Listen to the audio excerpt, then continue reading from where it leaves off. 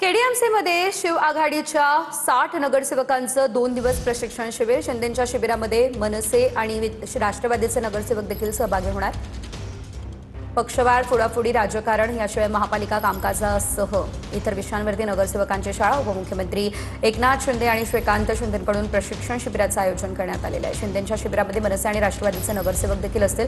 शिव आघाडीच्या 60 नगरसेवकांचं 2 दिवस हे प्रशिक्षण शिबिर असणार आहे।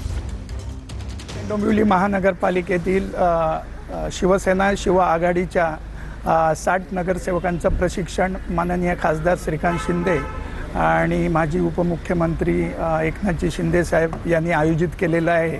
आणि हे शिबिर सोमवार आणि मंगळवार भाईंदर उत्तन या ठिकाणी माळगी रामभाऊ माळगी प्रबोधिनी या ठिकाणी आयोजित केलेलं आहे।